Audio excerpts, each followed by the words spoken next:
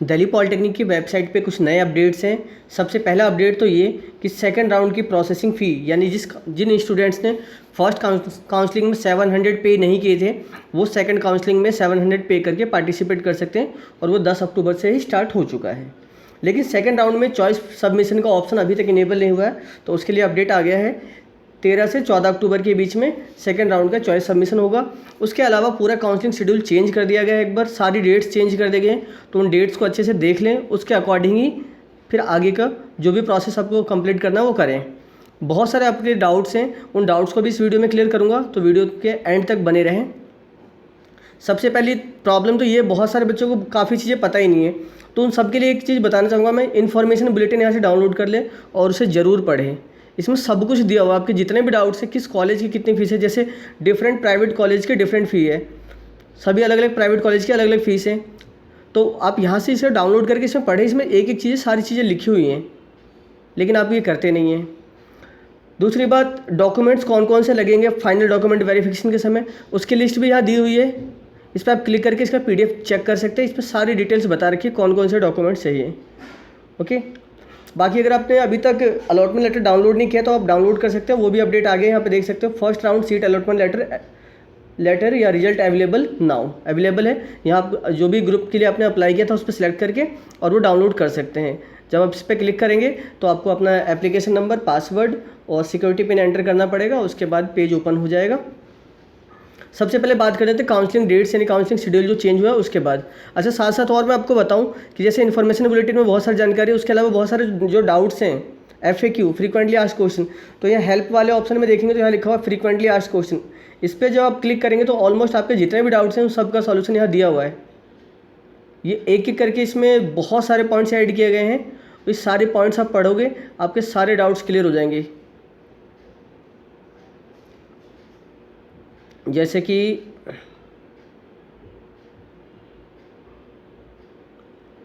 ये fridge option क्या है, फ्रिज ऑप्शन के बारे में बहुत सारे बच्चों को डाउट है, यहाँ पे आप पढ़ सकते हो, इसके बारे में साफ साफ क्लियर लिखा हुआ है। या फिर इसके बाद भी आप बहुत सारे ऑप्शन है कि अलॉटमेंट लेटर के बारे में या जो भी है, फ्रिज करना कंपलसरी है नहीं है, बैलेंस फ़ी क्या होगी, वो सभी डिटेल्स यहाँ दी हुई है। तो थोड़ा सा मेहनत करो आप लोग भी और यहाँ से पढ़ लो एक बार। उसके अलावा जो फाइनल डॉक्यूमेंट वेरिफिकेशन के टाइम में जो आपको मेडिकल सर्टिफिकेट चाहिए वो यहाँ से प्रिंट करना है। उसे MBBS डॉक्टर, किसी भी MBBS डॉक्टर, चाहे प्राइवेट हो गवर्नमेंट हो, MBBS होना चाहिए, उससे फिल करा के साइन भी कराना है उसके और अटेस्ट भी कराना है, स्टैंप लगवाना है। ओके, उसके बाद नॉन माइग्रेशन सर्टिफिकेट सबको फिल करना है। ये इसलिए होता है कि ताकि आप किसी कॉलेज में एडमिशन लेने के बाद आप ये नहीं कहेंगे कि मुझे कॉलेज चेंज कराना, जैसे मतलब आपका एडमिशन हो गया, क्लासेस शुरू हो चुकी हैं, उसके बाद अगर आप बोलते हैं कि नहीं मुझे ना पूसा पॉलिटेक्निक में नहीं पढ़ना, मुझे आर्यभट्ट में जाना है या फिर मुझे यहाँ की जगह किसी और में जाना है, तो वो आप नहीं कर सकते। उसके लिए ये डॉक्यूमेंट्स कंपलसरी फिल करना पड़ता है सबको, non migration. Okay, anti ragging certificate सबको फिल करना पड़ेगा, और ये इसलिए होता है ताकि आप कॉलेज में जब भी जाएंगे, अभी फर्स्ट ईयर में, सेकंड ईयर, थर्ड ईयर, कभी भी किसी भी के साथ भी रैगिंग नहीं करेंगे। तो ये 3 डॉक्यूमेंट्स तो कंपलसरी है, बाकी आप देख लें जिसके लिए एप्लीकेबल हो वो फिल करना है आपको। ओके, सबसे पहले काउंसलिंग शेड्यूल की बात करते हैं, जो नया आया है, जो चेंज हुआ है। तो काउंसलिंग शेड्यूल पे आप क्लिक करेंगे तो ये पेज ओपन हो जाएगा और इसमें आप डेट्स देखेंगे तो क्या डेट चेंज हुई है। फर्स्ट अलॉटमेंट लेटर 9 अक्टूबर को आया था। 10 अक्टूबर से 12 अक्टूबर तक, 10 अक्टूबर से लेकर 12 अक्टूबर तक जो भी अलॉटमेंट लेटर है वो आप डाउनलोड कर सकते हैं। ओके, क्लियर ये कहानी। उसके बाद जो फ्रिज करने का ऑप्शन है या अपग्रेड का, जिसे फ्लॉट भी बोलते हैं, ठीक है, जब भी आप इसे क्लिक करेंगे, जब आप अलॉटमेंट लेटर डाउनलोड करेंगे, अपनी डिटेल्स चेक करेंगे आपको कौन सी ट्रेड मिली है, उसके बाद आगे की जो प्रोसेसिंग फ़ी पे करनी है वो 8000 रुपीज़। शुरू में प्रोसेसिंग फ़ी आपने 700 पे की थी, अब आपको एडमिशन के लिए फ़ी पे करनी है। उससे पहले आपको विलिंगनेस फिल करनी पड़ेगी। विलिंगनेस क्या है, तो विलिंगनेस में 2 ऑप्शन से, फ्रीज करना चाहते हैं यानी सीट से आप सेटिस्फाइड है, इसी सीट में इसी कॉलेज में एडमिशन लेना चाहते हैं तो आप फ्रीज करेंगे, उसके बाद आगे प्रोसेस करेंगे। ओके, और अगर आप उस सीट से सेटिस्फाइड नहीं है यानी आपको वो सीट नहीं चाहिए, दूसरी सीट में आप ट्राई करना चाहते हैं, सेकंड काउंसलिंग या थर्ड या फोर्थ काउंसलिंग में भी पार्टिसिपेट करना चाहते हैं, तो आपको अपग्रेड यानी कि फ्लॉट वाले ऑप्शन पर क्लिक करना पड़ेगा। ओके, और ये सारा काम करना है आपको 10 अक्टूबर से 12 अक्टूबर के शाम के 4 बजे तक। क्लियर। उसके बाद सेकंड राउंड की काउंसलिंग स्टार्ट होगी और सेकंड राउंड के नए स्टूडेंट्स के लिए यानी कि जिन लोगों ने फर्स्ट में पार्टिसिपेट नहीं किया था, 700 रुपये पे नहीं किए थे, वो 10 अक्टूबर से ही चल रहा है। 10 अक्टूबर से 13 अक्टूबर लास्ट डेट है। ओके, अगर मान लो फिर भी कोई स्टूडेंट सेकंड में रह जाता है पे करना 700, तो वो थर्ड में पार्टिसिपेट कर सकता है, थर्ड में जब वो पे करेगा 700 तो।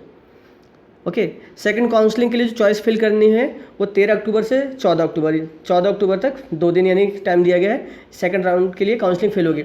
अब जिन बच्चों को फर्स्ट राउंड में सीट मिली है लेकिन वो सीट से सेटिस्फाइड नहीं है, यानी सेकंड राउंड में चाहते हैं कि वो काउंसलिंग करें, पार्टिसिपेट करना चाहते हैं, तो उस केस में 2 ऑप्शन हैं। एक तो ये जो आपने पहले चॉइस फिल करी थी उनको भी छोड़ सकते हैं, अदरवाइज आप दोबारा सेकंड काउंसलिंग में दोबारा से आप चॉइस फिल कर सकते हैं। ओके, वो कैसे? तो जब आप लॉगिन कर लेंगे तो ये इस तरीके का पेज ओपन होगा। यहाँ पे सीट अलॉटमेंट रिजल्ट, यहाँ से अपने अलॉटमेंट रिजल्ट चेक कर सकते हैं कि आपको कौन सी ट्रेड मिली है या नहीं मिली। नहीं मिली तो कुछ नहीं करना, आगे सेकंड काउंसलिंग में फिर चॉइस फिल करनी है आपको। ओके, और वो भी यहीं से होगी, यहाँ ऑप्शन इनेबल हो जाएगा 13 अक्टूबर से 14 अक्टूबर के बीच में। ओके, उसके बाद सबमिट विलिंगनेस, ये पहले करना है, उसके बाद ही आगे कुछ होगा। तो सबमिट विलिंगनेस जब आप क्लिक करेंगे तो यहाँ पे 2 ऑप्शन इनेबल होंगे। ओके, और वो 2 ऑप्शन है क्या क्या? तो सबसे पहला ऑप्शन है फ्रीज वाला ऑप्शन। ओके, और दूसरा है फ्लॉट वाला ऑप्शन यानी अपग्रेड। अगर आप फ्रीज कर देते हैं तो आपको 8000 पे करने पड़ेंगे और उसके बाद पे करने के बाद आपका एडमिशन हो जाएगा। उसके बाद आपको अभी कुछ भी नहीं करना। लास्ट में जो ये काउंसलिंग शेड्यूल है, काउंसलिंग शेड्यूल में आप देखेंगे लास्ट में 4th काउंसलिंग के बाद, ये 4th काउंसलिंग के बाद 7 नवंबर से 10 नवंबर, ये पहले 27 अक्टूबर दिखा रहा था, अभी चेंज हो चुके हैं डेट, तो अभी डेट में सारी आपको बताऊंगा। ये 7 नवंबर से 10 नवंबर तक, इसके बीच में आपका फाइनल अलॉटमेंट लेटर एक बार फिर से वेबसाइट पे आएगा और इसी 7 नवंबर से 10 नवंबर के बीच में आपको फिजिकल डॉक्यूमेंट वेरिफिकेशन के लिए कॉलेज जाना पड़ेगा। उससे पहले आपको और कुछ भी नहीं करना है, ठीक है। और इसमें बैलेंस फ़ी, अगर जिस कॉलेज की बैलेंस फ़ी बच जाती है, जैसे प्राइवेट कॉलेज वालों को स्टार्टिंग में 8000 ही पे करने होते हैं, लेकिन बाकी जो पैसे बच गए वो बाद में आपको पे करने पड़ेंगे, तो वो भी यहाँ पे आपको पे करना पड़ेगा। अगर ये बैलेंस फ़ी आप टाइम पे नहीं कर पाते तो आपका एडमिशन कैंसिल हो जाएगा। क्लियर है?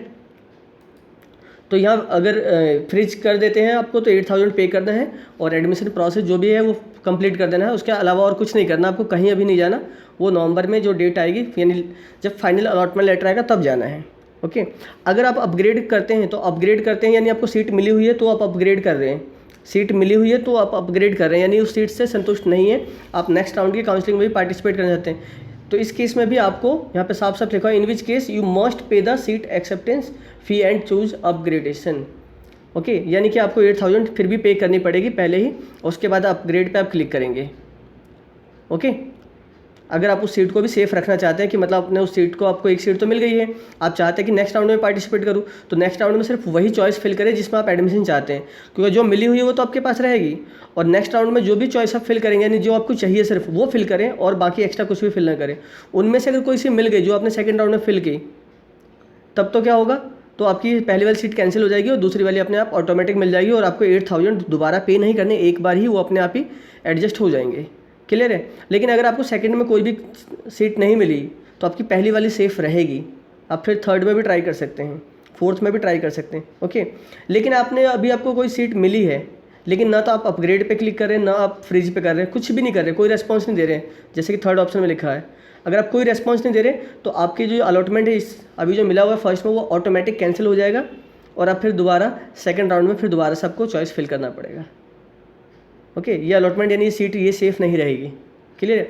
अगर किसी बच्चे के साथ ऐसा होता है कि फर्स्ट में भी उसने ट्राई किया, फर्स्ट में भी चॉइस फिल किया है, नहीं मिली, सेकंड में, थर्ड में, फोर्थ में, किसी में भी चॉइस फिल करने के बाद भी कोई भी सीट नहीं मिली, तो लास्ट में जब क्या होता है 4 राउंड के बाद अगर सीट बच जाती है तो स्पॉट राउंड होता है और ऑलमोस्ट हर साल स्पॉट राउंड होता है। कुछ ना कुछ सीटें 400-500 सीटें बची होती हैं। हाँ, सारी सीटें मैकेनिकल और सिविल की तो नहीं बची होगी, बट कुछ सीटें होती हैं मैकेनिकल सिविल में भी बची हुई होती है, या फिर कई बार होता है कि सिविल की, जैसे लास्ट ईयर मैकेनिकल की बची हुई थी, इलेक्ट्रिकल की भी 1-2 सीट बची हुई थी, बट सिविल की एक भी नहीं बची थी। और अदर ट्रेड में ऑलमोस्ट सभी ट्रेडों में सीट बची हुई थी, जैसे केमिकल इंजीनियरिंग होगी, प्रिंटिंग टेक्नोलॉजी होगी और भी बहुत सारे कोर्स उन सब में सीट बची हुई थी। तो उनमें फिर क्या होता है, वो बच्चा फिर बाद में पार्टिसिपेट करके स्पॉट राउंड में एडमिशन ले सकता है।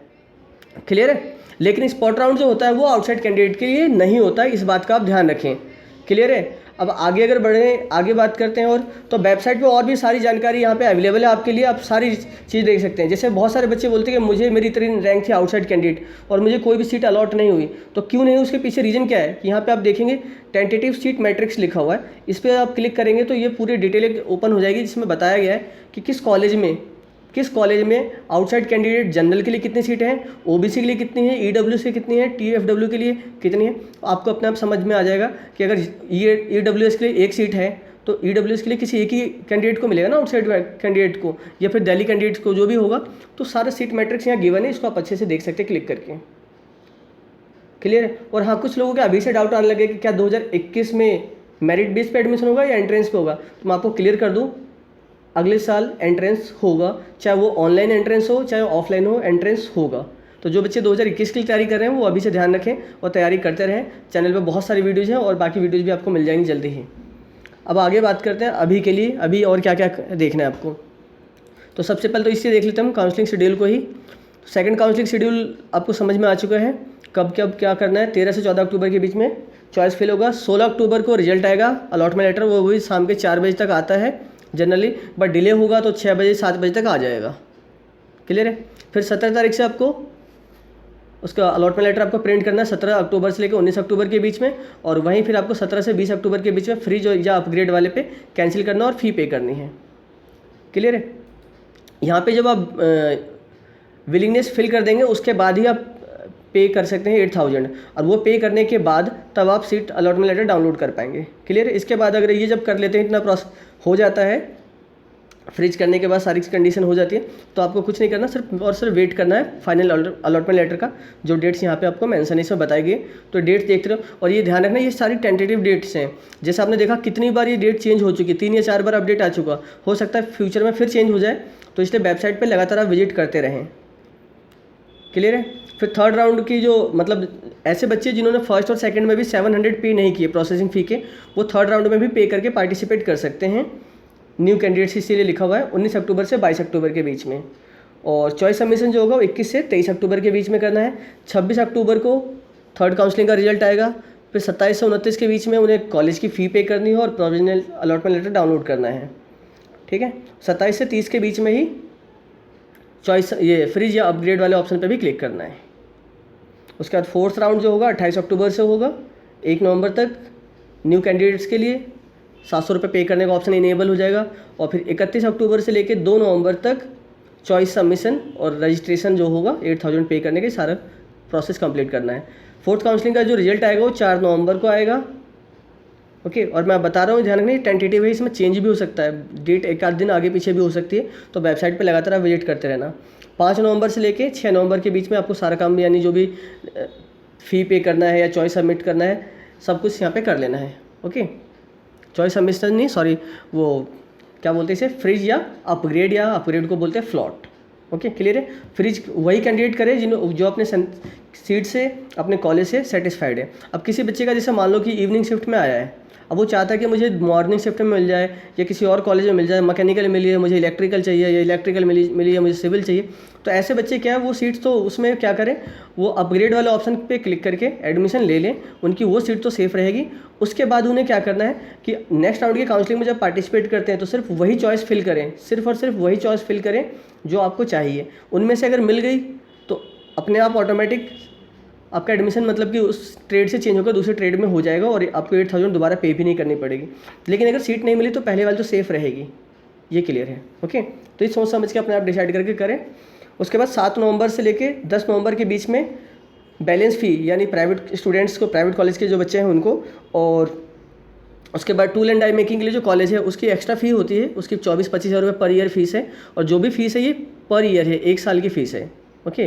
गवर्नमेंट कॉलेज की लगभग 8000 है पर ईयर, प्राइवेट की जो है वो लगभग 25 से 35 हज़ार के बीच में, अलग अलग कॉलेज की अलग अलग हैं। ओके। और जो टूल एंड डाई मेकिंग के लिए उसकी एवरेज जो है लगभग एस्टिमेटेड है, अपना देख लेना, उसमें लिखा हुआ या फिर आपके अलॉटमेंट लेटर पे लिखा होगा, अप्रॉक्स बता रहा हूँ मैं, 25,000 पर ईयर, 1 साल की। ओके। और अगर फ़ीस आप जमा कर देते हो और बाद में आपको एडमिशन कैंसिल कराना है तो फ़ी रिफ़ंड हो जाती है, बट टाइम लगता है। और फोर्थ राउंड से पहले रिफ़ंड नहीं होगी, फोर्थ राउंड के बाद ही आप रिफ़ंड के लिए आप रिटर्न में देंगे तो वो टाइम लगेगा, बट पैसे रिफ़ंड मिल जाएंगे। ओके। वो सारी डिटेल दे रखी है प्रोस्पेक्टस में, आप उसे इन्फॉर्मेशन बुलेटिन को अच्छे से पढ़ लें कि कितनी फ़ी रिफ़ंड होगी, क्या होगी। तो ये फाइनल अलॉटमेंट लेटर भी आएगा, बैलेंस फ़ी भी पे करनी होगी, और फिजिकल डॉक्यूमेंट वेरिफिकेशन, तीनों काम 7 नवंबर से 10 नवंबर के बीच में होंगे। ओके। तो जिन लोगों का एडमिशन हो गया है, सब कुछ हो चुका है, वो 7 नवंबर से 10 नवंबर तक का वेट करें, या फिर वेबसाइट पर विजिट करते रहें। अगर कोई डेट चेंज होती है तो उसका भी ध्यान रखें।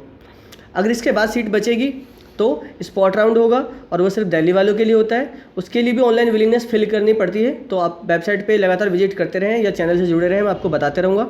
वो 11 नवंबर से स्टार्ट होगा, जिसमें आपको बताना होगा कि हाँ मैं स्पॉट राउंड में पार्टिसिपेट करना चाहता हूँ, यानी एक छोटा सा फॉर्म फिल करना पड़ेगा। ओके, उसके कोई चार्जेस नहीं होते, कोई पैसे अलग से आपको पे नहीं करने पड़ेंगे। और उसका रिपोर्टिंग शेड्यूल जो आएगा वो 14 नवंबर को आएगा, यानी कितने से कितने रैंक वालों को, कितने से कितने रैंक वाले बच्चों को कौन से दिन और कौन से कॉलेज में जाके अपना डॉक्यूमेंट वेरीफाई कराना है। वहाँ पे जब आप जाएंगे तो आपको 6000 का डिमांड ड्राफ्ट लेके जाना होता है, यानी वहाँ पे ऑनलाइन पे नहीं करनी फी, वहाँ आपको डिमांड ड्राफ्ट बैंक से बनवा कर लेके जाना पड़ता है। और वो डिमांड ड्राफ्ट आपने एक बार जमा करा दी तो आपको रिफंड नहीं मिलेगा। ओके, इसलिए जो भी ये पहले वेबसाइट पे डिटेल आ जाती है कि स्पॉट राउंड के लिए कितनी सीटें बची हुई हैं, तो जितनी सीटें बची होंगी और जिस कॉलेज में बची हुई हैं वो सब डिटेल आती है, वो देख लें। अगर आपको लगता है कि मुझे इसमें से कोई सीट मिलती है तो मैं एडमिशन लेना चाहता हूँ, तो आप डिमांड ड्राफ्ट बनवा कर लेकर जाएँ और एडमिशन ले लें। ओके, वहाँ जाने के बाद अगर आपको सीट बताएंगे कि ये सीट आपको मिल सकती है, इनमें से आप बताओ। अगर आपको पसंद नहीं आती कोई सीट तो अपना डिमांड ड्राफ्ट लो और वापस घर आ जाओ, जाके बैंक में डिमांड ड्राफ्ट कैंसिल करा लेना, पैसे रिफंड मिल जाएंगे। अगर लेकिन एक बार भी डिमांड ड्राफ्ट वहाँ पे जमा करा दिया अपने 6000 का, तो वो फ़ी आपको रिफंड नहीं मिलेगी। क्लियर है?